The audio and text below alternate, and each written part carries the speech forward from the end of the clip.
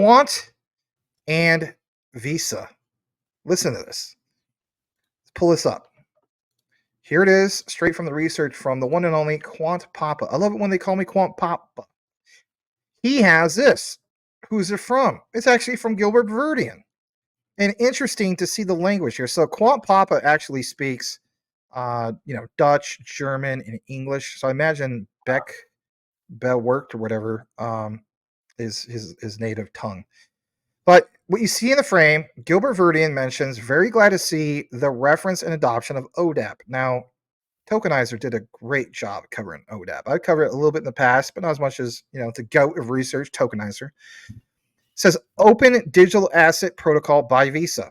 Our effort with MIT Connection Science at the Internet Engineering Task Force, right, the IETF, to standardize cross-chain and cross-network transactions and importance of digital asset interoperability at gateways. Again, guys, this solidifies what we talked about, right? Quant, but we also talked about UDPN. Look at the bottom, Universal Payment Channel. And to standardize all this and to also understand, like it says, congratulations, Catherine Gu and Kai Sheffield and team. So what the heck? Do we have anything solid? Yes. Here's the next one. This is referenced, if you didn't know it, from, I'll drop it into the comments. You can go to usa.visa.com. I'll even take you to the website here in a bit. So I'll put in the comments. Anybody's connected right now, you'll see it on YouTube. You might not see it on X. So there it is for your own reference. And the key thing is, again, Universal Payment Channel. And then look what happens when we go to this next part. Boom. There's the reference. Visa. I wanted proof. Of course, guys, I always put myself in your shoes too. If you have something, share it. If you don't have it, what's the point? If I was to just be like, oh, I think this does this, that's fluff. If I have connections and it's like, well, this is what it could do, but here's the partnership. Well, we'll talk about that. But this is solid. I think this is big. I think this is bullish and it's worth sharing. And this is why I'm doing, the Ultimate WrestleMania tonight. Okay. So 5 hours, 25 minutes. Why would Max get into all this stuff? Don't even eat dinner tonight, for crying out loud. Basically worked all day and it's okay. Why? Because it's interesting. What is there not to be interested about with understanding the God token, right? It's not blasphemy. I'm just saying. So again, this is a blast from the past. I think this kind of flew under the radar. September 30th, 2021, making digital currency interoperable. Visa shares new thinking on cross-chain interoperability. And there it is. Universal Payment Channel, which is basically what we just talked about. UPC, or I can't even pronounce it all right. UDPN, basically, right? And it gets into this part. So what we're going to do is full screen it to give you another great example. And this is a good example because this gives you an idea of what happened in the past. Fast forward to now. 3 years ago, this was printed. Listen to this. Talks about the concepts of everything that they solve with Project Enbridge, Rosalind, you name it. Imagine you splitting a check with your friends when everybody's at the table using different types of money. Some using CBDCs. Goes into all these examples. Look at this. Automatically having the funds automatically converted to digital pounds, British pounds. Use it across multiple networks, multiple digital wallets. Why did I mention that? Compatibility with multiple digital wallets. Again, back to who, guys? Let's come out of the frame for a second. Back to who? Well, on my notes. Relax and take notes. Tim Bailey of Red Date, UDPN. He talks specifically, word for word, about all of this stuff. Did he not? He absolutely did. He absolutely did. Let's get into a little bit more about this. Not so distant future. We are literally in the not so distant future. It could be reality, getting close to there, solving all these problems, cross-chain interoperability. Again, back to everything we outlined tonight. In other words, how do you get different digital currencies relying on different tech stacks, different protocols? Again, protocols, different compliance standards. ISO TC 307, working with what? ISO 222. Market requirements, talk to each other, wider networks of value. Remember Gilbert Verdin created the internet of trust and the internet of value. And look at this for a second. Visa's research product teams will have developed a new concept to move the conversation forward. We're calling it Universal Payment Channel at the time. Now it is what? The UDPN. And it acts like a hub. Again, back to the research we had earlier. What did we see from the Hong Kong Monetary Authority? What did we see from the BIS? We saw Bank of International Settlements, Hong Kong what? Hub. Interconnect in multiple blockchain networks, allowing for secure transfer of digital currencies. You ever think about SATP? You ever wonder why I myself, tokenizer, you name it, construction trader, ETH, a whole slew of us, right? Talk about SATP, Secure Asset Transfer Protocol. Protocols with digital currencies. Digital currencies connecting hubs. Hubs, an interconnected world with a universal payment channel. Think of this as a universal adapter, right? Let's give an example. Among blockchains, allowing central banks, businesses, and consumers to seamlessly exchange value no matter what the form factor is of the currency. Right. Even in the form of what? Let's jump back to this for a second. Remember the outline of what we talked about with Hungary? Even that is a form factor of currency. QRC 721, their particular standard with utility-based NFTs, even for children, because that is a form of currency if they're getting paid, right? So there's some big, huge things going on that have to be mentioned.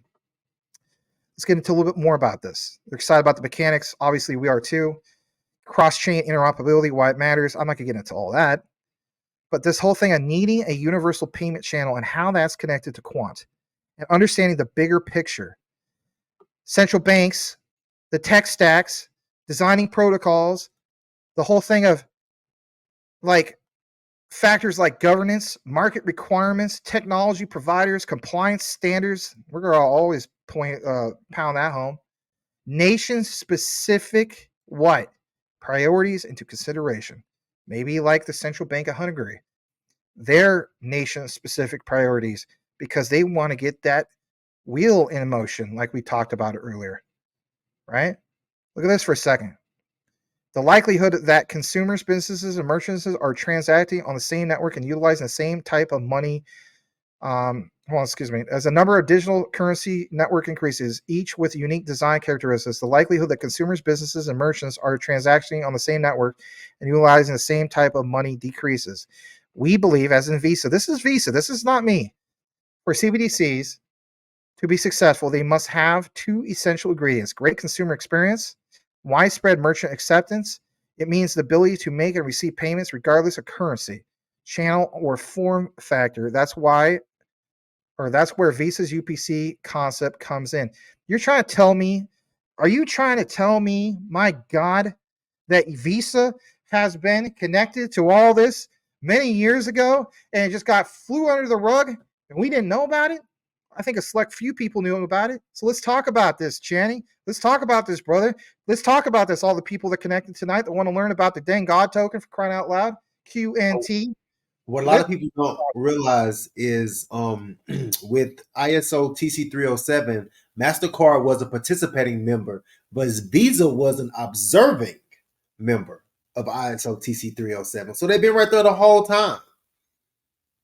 Thank you. Yes, they've been there the whole time and just it didn't get covered a lot. Why? Well, maybe it's just, understanding that all the research doesn't necessarily even come from people like me on X. Maybe you have to look at other different places, or maybe it doesn't get reported at all because of NDAs.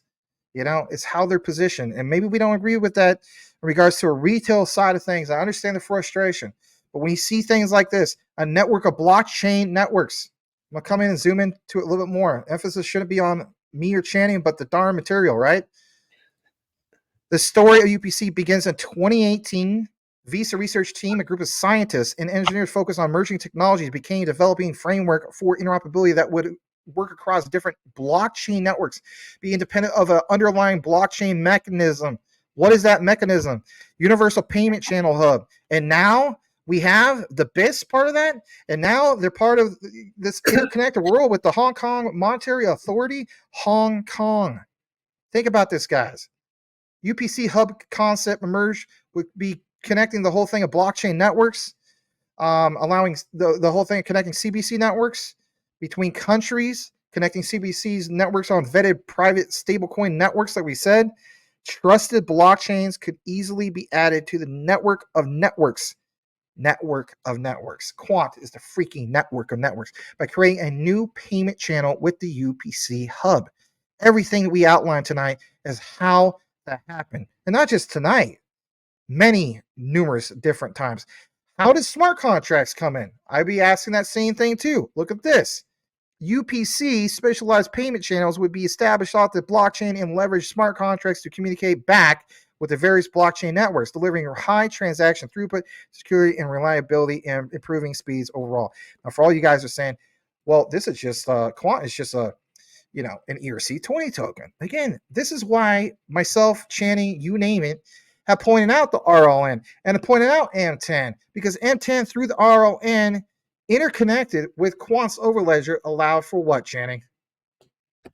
1.2 million transactions per second. Boil it, mash it, stick it in stew, as I always say, right? Yeah, Yep. That's big. That's scalability. That's how we Absolutely. get to the promised landed.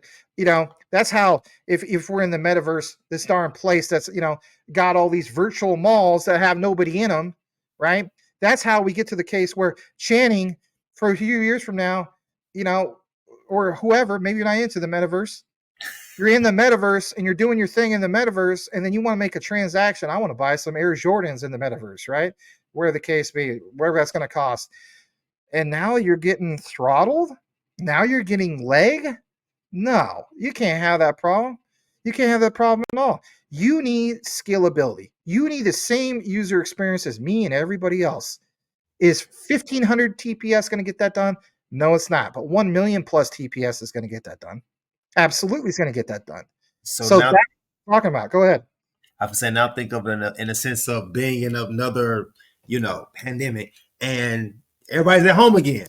Amazon, think about how many online transactions happen during that time.